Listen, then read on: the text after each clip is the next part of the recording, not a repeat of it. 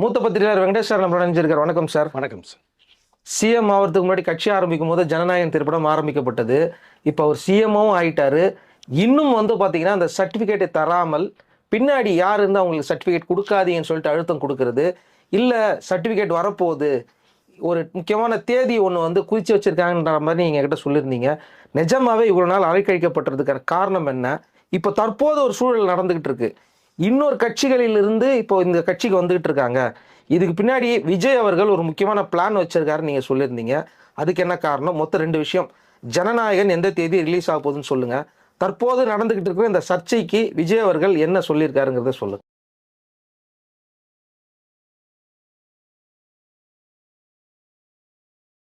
ஜனநாயகன் படம் உங்களுக்கு எலெக்ஷன் டே ரிலீஸ் ஆக வேண்டிய படம், அது ஆகலை. என்ன காரணங்கிற விஷயங்கள் இருக்குது, நான் பேசியிருக்கேன். அது சம்மந்தமான விஷயங்கள் இப்போ இருக்குது. எப்போ ரிலீஸ் ஆக போகுது? அதற்கு முன்பாக நீங்கள் கேட்டீங்க, இப்போ மாற்றுக் கட்சியிலேருந்து தாவேக்கால சேர்றாங்க ஒருத்தராக, நிறைய விமர்சனங்களுக்கு உள்ளாகுது அப்படிங்கிற விஷயம் சொன்னீங்க. இப்போ நான் என்ன சொல்ல நினைக்கிறேன்னா, ஆக்சுவலாக எந்த கட்சியிலிருந்து யார் மாற்றுக் கட்சிக்கு போய் சேரலை, முக்கியமாக அதை எடுத்துங்க. கடந்த முறை அதிமுகவில் 3 முறை முதலமைச்சராக நியமிக்கப்பட்ட ஒரு நபர் மதிப்பு இருக்கிற ஓபிஎஸ் அவர்கள் அதற்கிடையில் இபிஎஸ் அவர்களுக்கு ஓபிஎஸ் அவர்களுமே தர்ம யுத்தம் நடந்து எவ்வளோ பிரச்சனை நடந்ததுன்னு உங்களுக்கு தெரியும்.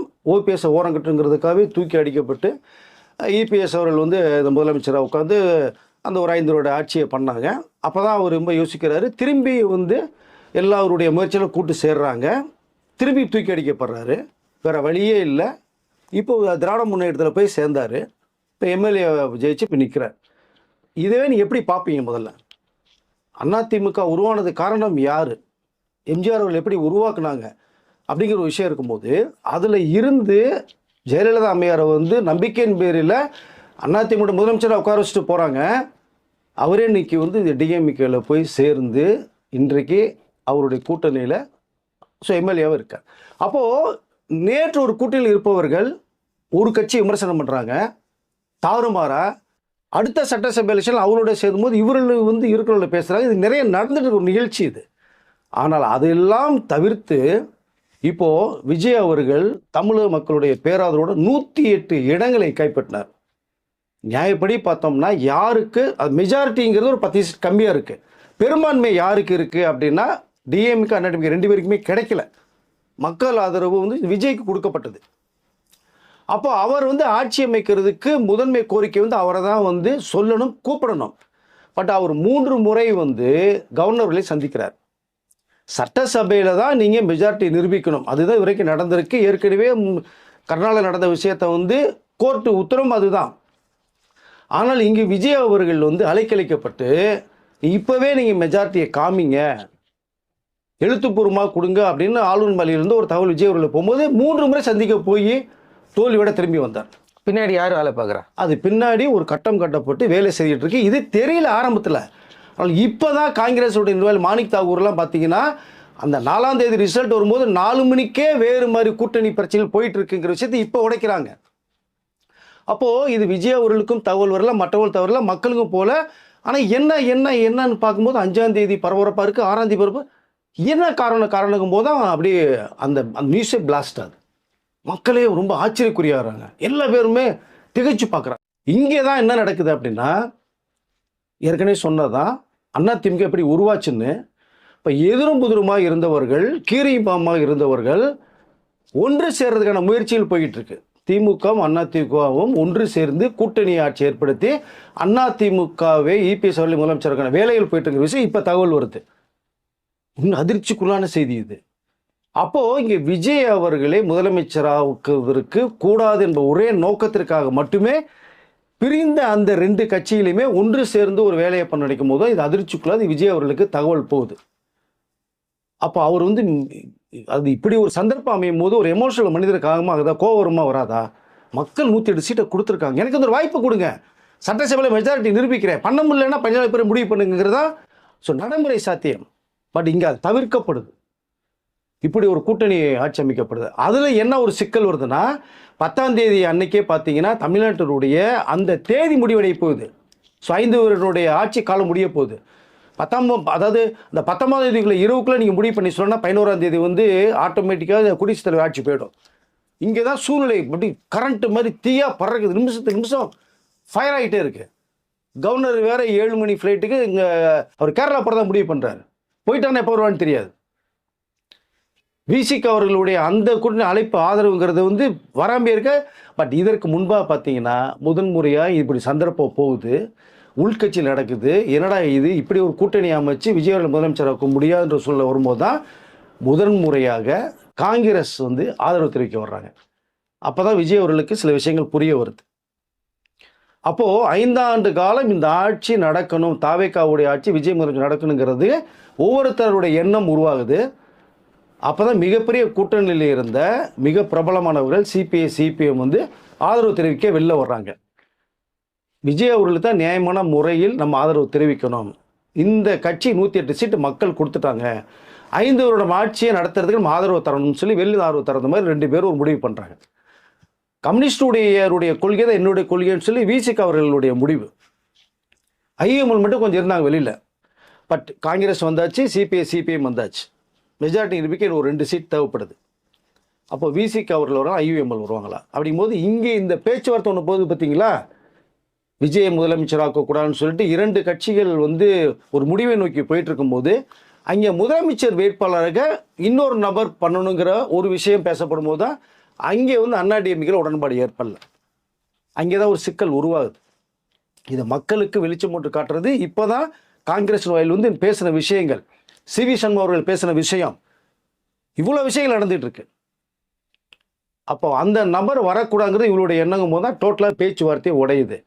இறுதி கட்டமாக தான் விசிக அவர்களுடைய அந்த 10ஆம் தேதி அன்னைக்கு தான் 9ஆம் தேதி அன்னைக்கு தான் கிட்டத்தட்ட அவருடைய ஆதரவு தெரிவிக்கப்படுது, மெஜாரிட்டி வருது.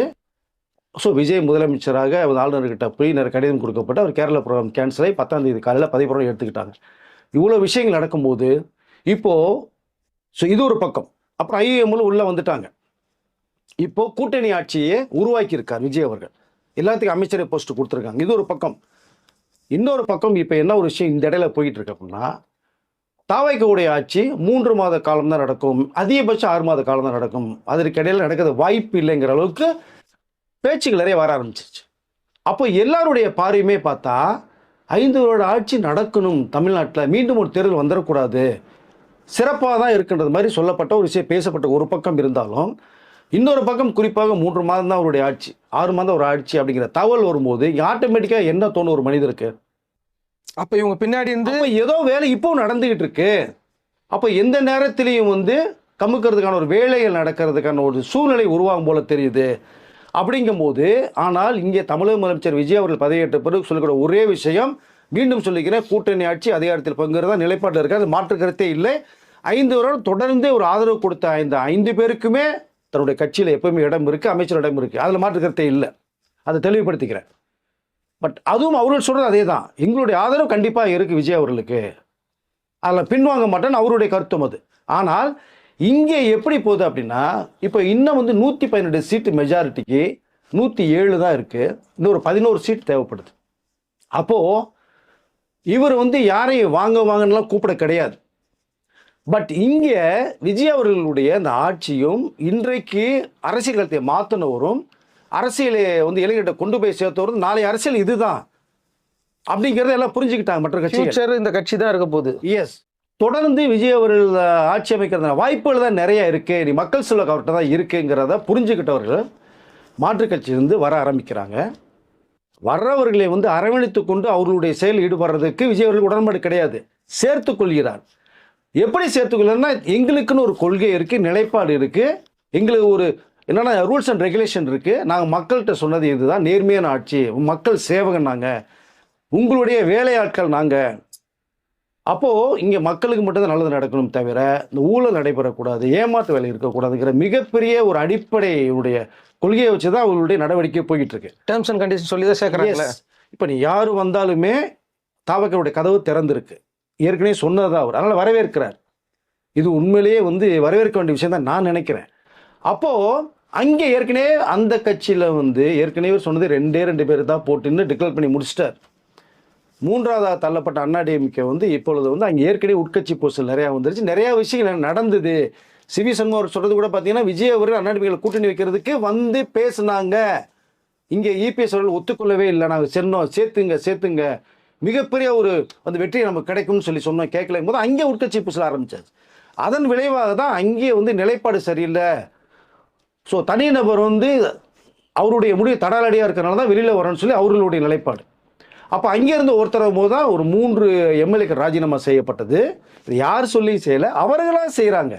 உடனே இங்கே எல்லா பேரையும் குதிரை பெறம்ன்றாங்க. குதிரை பெறம்னா யானை பெறம்னா விருப்பப்பட்டு வர்றாங்க, அங்கே இஷ்டம் இல்லைங்கிறாங்க. அப்போ எனக்கு இங்கே பிடிக்குதுன்றாங்க. அதை தான் நீங்கள் பார்க்கணும். நல்ல விஷயங்கள் எவ்வளோ நடந்துருக்குது 20 நாளாக, அதை பேசலை. கேள்விகள் கேட்கணுங்கிறதுக்காக மற்ற விஷயங்கள் பேசப்பட்டிருக்கு எல்லா கட்சிகள் சார்ந்தவர்களும். ஸோ இவர்கள் வர்றதை வாங்கன்றாங்க. பட் எங்களுடைய ரூல்ஸ் அண்ட் ரெகுலேஷன் நீங்கள் ஃபாலோ பண்ணிக்கோங்க. இவர் ஏன் சேர்க்கிறாரு அப்படின்னா, இவங்க தொடர்ந்து சொல்லிட்டே இருக்காங்க 6 மாசத்துக்கு இருக்காதுன்னா, அப்ப ஏதோ ஒரு கட்சியில நீங்க ஏதோ ஒன்று பின்னாடி பண்ண போறீங்க. அப்ப பெரும்பான்மையான ஆட்கள் நாங்க வச்சுட்டோம்னா அதுக்கு பாசிபிலிட்டி வராது. இல்லை, அதுதான் இப்போ இந்த ஆதரவும் இதுவும் எல்லாமே இருக்கு, எவ்ரிதிங் ஓகே. பட் ஆனாலும் நமக்குன்னு ஒரு வெயிட் வேணும் இல்லையா? அப்போ இவர் தானே எதுவுமே பண்ணலை, ஆட்டோமேட்டிக்காக சேரும் போது 3 எம்எல்ஏக்கு ராஜினாமா பண்ணி வந்துட்டாங்க. இன்னொரு எம்எல்ஏ இசைக்கு சுப்பியா அவர்களும் ரிசைன் பண்ணிட்டு சேர்த்தா 4 பேர் வந்துட்டாங்க. இதற்கு இடையில இப்போ 2 பேர் முன்னாள் அமைச்சர்கள் இப்போ வெற்றி பெற்றவர்கள் வரதுக்கான வாய்ப்புகள் நெருங்கிக்கிட்டு இருக்கு. இப்போ நம்ம பேசுகிற நேரத்திலும் நல்ல முடிவு வரலாம். அவர்களையும் வரவேற்கிறதுக்கு தயாராக தான் இருக்குது தாவேகா. அதன் சார்பாக நம்மளுடைய பொதுப்பணித்துறை அமைச்சர் ஆதவர்ஜனா பேசுகிறது நீங்கள் கேட்டிருப்பீங்க. 90% பேர் அதுக்கு வாய்ப்புகள் நிறையா இருக்குது அப்படின்னு உடச்சிட்டார் அவர். அப்போது இங்கே விஜய் அவர்கள் மேலே நம்பிக்கை இருக்குது, மக்கள் செல்வாக்கு உள்ளவர். மக்கள் தலை எம்ஜிஆர் அவர்களே அம்மையார் அவர்களே பார்த்தது மாதிரி நாங்கள் விஜய் அவர்களை பார்க்குறோன்னு சொன்னாங்க வெளிப்படையாக. இப்போ இதுதான் தொடரும்ன்ற ஒரு நம்பிக்கை அவர்கள் மத்தியில் இருக்குது.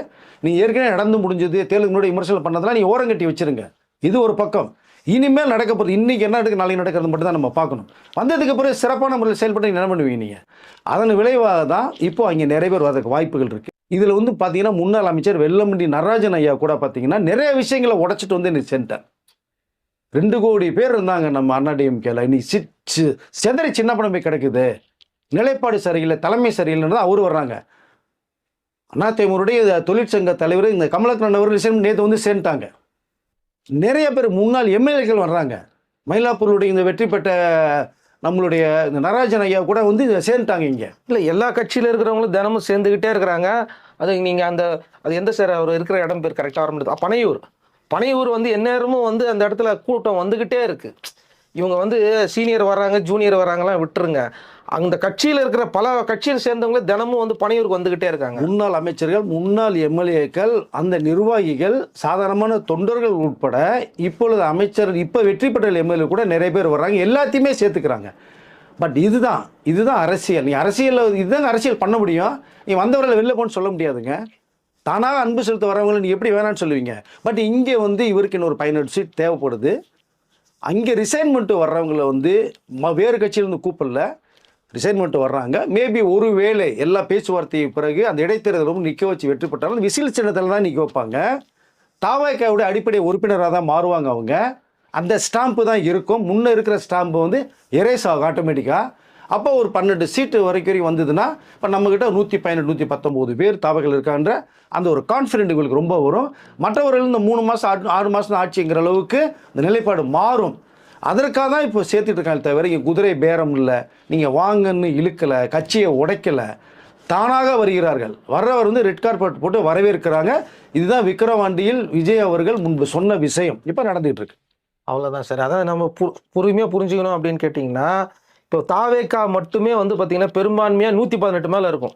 கூட்டணி கட்சி இல்லாமலே விஜய் அவர்கள் தாவேகா கட்சி மட்டுமே ஒரு 118 120 இருக்குதுன்னா, இதுக்கப்புறம் நம்ம கவலையே இல்லாமல் 5 வருஷம் ஆட்சி பண்ணலாம். அதுக்கப்புறம் கூட்டணி ஆட்சிகள் பார்த்தீங்கன்னா தயவு இருந்தால் தான் பண்ண முடியும். அந்த கூட்டணி ஆட்சியை வெளியே வந்துடும் சொல்கிறவங்களுக்கு இது பேர் அதிர்ச்சியாக இருக்கும். கண்டிப்பாக ஒரு அதனால தான் கோவமாக பேசுகிறாங்க உங்களுக்கு. என்னடா தாவேகா ஸ்ட்ரென்த் ஆகுதே, நம்ம விஜய் கிட்டேருந்து இது எதிர்பார்க்கலையே. இவருக்கு அரசியல் தெரியாதுங்க, இவர் என்ன பண்ணுவாருன்னு கேட்டால் இப்போது இதெல்லாம் கற்றுக் கொடுத்துட்டு இருக்காரு. இப்போ இதெல்லாம் நடக்கிறத பார்த்து தான் இவங்க சொல்கிறாங்கிறது க்ளீனாகவே தெரியுது நம்மளுக்கு. ஏன்னா ஆதரவு கொடுத்தவர்கள் நிலைப்பாடு சரியாக இருக்குது, மாற்றுக்கிறது இல்லை. இவரும் அதை விரும்புகிறார். ஆனால் தனக்கு ஒரு வேல்யூ வேணும், மெஜாரிட்டி வேணும் இல்லையா? அதை தக்க வச்சுட்டு வர்றவர்கள் கூப்பிட்றாங்க. இடைத்தேர்தல் 6 மாதத்தில் வரப்போகுது. விசில் சின்னத்தில் வெற்றி பெற்று அவ்வளோதான். அன்றைக்கி மக்கள் தீர்ப்பு என்ன இருக்கிறது அன்றைக்கி முடிவு பண்ணிக்கலாம் நம்ம. அவ்வளோதான். அன்றைக்கு விசில் சின்னத்தில் நின்று ஜெயிக்கும் போது தாவேகாவுக்கு ஒரு ஃபுல் மெஜாரிட்டி கிடைக்கும். அப்போ நம்ம தைரியமாக செயல்பாடுகள் இன்னும் நிறைய விஷயங்கள் மக்கள்கிட்ட கொண்டு போய் சேர்க்கலாம்ங்கிற அந்த ஒரு எண்ணத்தின் வெளிப்பாடு தான் இன்றைக்கு வருகிறோட சேர்த்துக்கொள்கிறார்கள். ஓகே, இந்த வீடியோ பார்க்குறவங்களும் வந்து பார்த்தீங்கன்னா உங்கள் மனசில் என்ன இருக்கிறதுன்னு நீங்கள் சொல்லுங்கள். இந்த மாதிரி இப்படி வர்றவங்களை சேர்த்துக்கிறாங்களா என்ன, நீங்கள் கன்ஃபியூஷன் ஆவானா உங்களுக்கு வந்து ஒரு கன்ஃபியூஷன் ஸ்டேட் இருக்கும். அதனால தான் நாங்கள் இதை விளக்கணும். கண்டிப்பாக சார். இல்லை அவங்களுக்கு புரியும் சார், நடக்கிற நிலவரங்கள் மக்கள் பார்த்துட்டு தான் இருக்காங்க, அவருடைய அரசியல் தொண்டர்கள் பார்த்துட்டு தான் இருக்காங்க. தவறான செய்திகளை இங்கே வந்து பரப்பிட்டு இருக்காங்க பாருங்க, அதை கேட்டு நீங்கள் வந்து யோசிக்க வரதான் செய்யும், விமர்சனங்கள் வரதான் செய்யும். நீங்கள் ஃபில்டர் பண்ணிக்கங்க, கடந்து போக பாருங்க, எது கரெக்டுன்றதை முடிவு பண்ணுங்க. உங்களுடைய ஆதரவை டிவிக்கு விஜய் அவர்களுக்கும் நீங்கள் கொடுங்கன்னு தான் சொல்லிக்கல விரும்புகிறேன். நான் ஜனநாயகன் திரைப்படம் வெளிவராமல் தடுத்ததுக்கும் அதே மாதிரி விஜய் அவர்கள் வந்து ஆட்சிக்கு ஏற விடாமல் தடுத்ததும் ரெண்டுமே ஒரே குரூப் பண்ண வேலை தான் சார். இதுக்கு பின்னாடி இந்த வேலை நடந்தது, ஆனால் நம்ம பார்வை வேறு ஒரு இடத்துல இருந்தது. இதுக்கு பின்னாடி எல்லா குரூப்பும் சேர்ந்து வேலை பார்த்தாங்கன்னு சொன்னீங்களே, அது உண்மைதானா? தாங்க இப்போது அதாவது தாவேகா கட்சி ஆரம்பிக்கும் போதே வந்து ஜனநாயக படத்தினுடைய வேலைப்பாடுகள் ஆரம்பிச்சது கிட்டத்தட்ட ஒரே டைமில் வந்து பிளான் பண்ணி போனது தான். இப்போ நீங்கள் கட்சி ஆரம்பிச்சாச்சு, அவனுடைய வேலையில் போது அதோடு சேர்ந்து ஜனநாயக படத்தை ஷூட்டிங்கும் பண்ணிகிட்டே இருந்தார். அதை ஜனவரி 9 படத்தை ரிலீஸ் பண்ணலாங்கிற அளவுக்கு ஒரு மேட்ரு போகுது. அதுக்கு முன்னாடி வந்து படத்தினுடைய ஒரு ட்ரெய்லர் ரிலீஸ் பண்ணாங்க. ட்ரெய்லரை பார்க்கும்போது தான் தெரிக்க விட்ட விஷயம் எல்லாருமே தெரிய வருது. அதில் தான் தாறுமாறான சாட்டை எடுத்து அடிக்கிறது அரசியல் டைலாக்கு பார்த்தீங்கன்னா பிரமாதம் இருந்துச்சு. அதை எல்லாருடைய பறையும் அந்த ட்ரெயில் பார்த்து தான் யோசனை வருது, இந்த படம் வேறு லெவலில் போகுது. இவங்க ஜனவரி 9 ரிலீஸ்ன்னு ஒரு டேட் அனௌன்ஸ்மெண்ட் கொடுத்தாச்சு, சென்சார் சர்டிஃபிகேட் அனுப்பிச்சிட்டாங்க, சென்னையில் பார்க்குறதுக்கு வர்றாங்க. ஓகே, 9 ரிலீஸ் ஆகிடுங்கும் போது தான் இன்னொரு படம் ரிலீஸ் ஆகிற வேலைகள் நடந்துகிட்டு இருக்கு. 2 படமே அந்த படம் டேட் மாறி 14 போது திரும்பி 10 வருது, ஒரே நேரத்தில் ரிலீஸ் பண்ணாங்க மாதிரி போயிட்டு இருக்கும்போது ஜனநாயக படம் வந்துடும், அந்த படம் மோத போகுது, எந்த படம் வருது எது ரிலீஸாக மக்கள் மத்தியில் சிலர்கிட்ட பார்த்துக்கலாம் அப்படின்னு நெருங்கும் போது பார்த்தீங்க அப்படின்னா டேட் நெருங்குது, வேறொரு படம் ரிலீஸ் ஆகுது, ஜனநாயக படம் ரிலீஸ் ஆகலை. காரணம் சர்டிஃபிகேட் தரப்படவில்லை.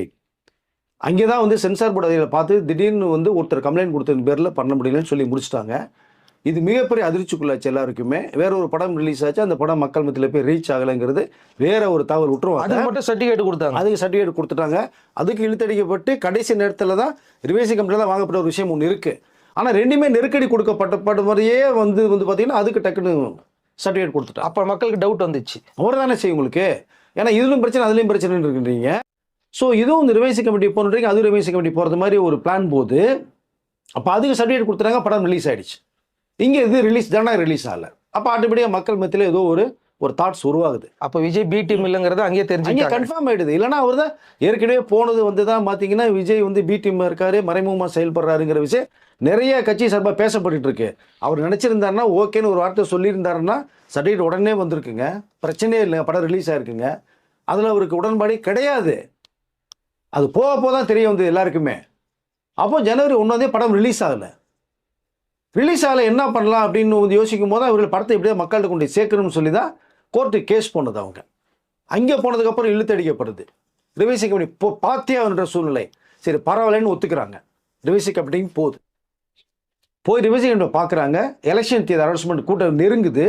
ஒரு 20 நாளைக்குள்ளே பார்க்க வேண்டிய படத்தை ஜனவரி 9 பிப்ரவரி ஃபுல்லாகவே பார்க்கலாங்க. உங்களுக்கு மார்ச் மாதம் பார்க்குற மாதிரி பிளான் பண்ணுறாங்க. ஏப்ரல் 23 தேர்தலுக்கு கொடுத்துட்டாங்க. அப்போ தான் படம் பார்க்குறாங்க. படம் பார்க்கும்போது பார்த்து முடிச்சதுக்கு அப்புறமே 2 ரிவைசிங் கமிட்டி பார்த்தாச்சு, அவங்க சொன்னதெல்லாம் நோட் பண்ணி கொடுத்துட்டாங்க. சர்டிஃபிகேட் வரும்னு எதிர்பார்த்தாங்க, அப்போது சர்டிஃபிகேட் வரல. திடீர்னு பார்த்தோம்னா தேர்தல் அதிகாரிகள் பார்த்து இது என்ஓசி கொடுத்தா தான் நாங்கள் சர்டிஃபிகேட் தருவோம்னு சொல்லிட்டாங்க. அங்கேயே பிரேக். இப்போ ஒட்டுமொத்தமாக தேர்தலுக்கு முன்பாக ஜனநாயக படம் வந்தால் மக்கள் மத்தியில் போய் பயங்கர ரீச் ஆகும், விஜயோடைய இந்த வாய்ஸ் எடுபடும் அப்படிங்கிற ஒரே நோக்கத்தில் மிகப்பெரிய எளிதான வெற்றியை பெறுவார்கள் தான் இந்த பிரேக் பண்ணிகிட்டே வந்தாங்க. இதற்கு வந்து யார் செயல்பட்டார்கள் சர்டிஃபிகேட் வரக்கூடாதுங்கிறதுக்கு எல்லாருக்குமே தெரிந்த ஒரு விஷயந்தான். அது படத்தை கொண்டே வரக்கூடாதுன்னு தேர்தல் தேதி வருது, வந்து நெருங்கும்போது பார்த்தீங்கன்னா ஜனநாயக படத்தை ஆட்டோமேட்டிக்காக வந்து இணையதளத்தில் லீக் அவுட் பண்ணுறாங்க. இது எதிர்பார்க்காத அதிர்ச்சியாக இருக்குது. ஒரு பக்கம் படம் ரிலீஸ் ஆகி வெளிநாட்டிலாம் பார்க்க ஆரம்பிச்சிட்டாங்க நெட்டில். இது மிகப்பெரிய பேரடியாக இறங்குது. அப்போ இது பண்ணியாச்சுன்னா விஜயோட மவுஸ் இறங்கிரும்னு பார்த்தாங்க. ஆட்டோமேட்டிக்காக அவருடைய மவுஸ் ஏறிக்கிட்டே இருக்குது. எதனால அப்படின்னா, நீ ரிலீஸ்க்கு முன்னாடி மக்கள் மத்தியில் எப்படி போய் ரீச் ஆக நினச்சாங்களோ, இப்போ முதலமைச்சர் வந்துட்டார், இந்த படம் இப்போ ரிலீஸ் ஆனாலும் விஜய்க்கு பெரும் மதிப்பு மரியாதை கூடும் மக்கள் மத்தியில். தமிழ்நாட்டில் இதுக்கு ஒரு பெரிய வாய்ஸ் வரும் இந்த படத்தின் மூலமாக. ஏன்னா அந்த கருத்து தான் சொல்லியிருக்காரு. சென்ட்ரல் கவர்மெண்ட்டையும் ஸ்டேட் கவர்மெண்ட்டையுமே தான் ஃபுல் அட்டாக் பண்ணிக்கிற சீன்ஸ் நிறையா இருக்குது, வசனம்லாம் தெரிக்கிறது மாதிரி இருக்குது.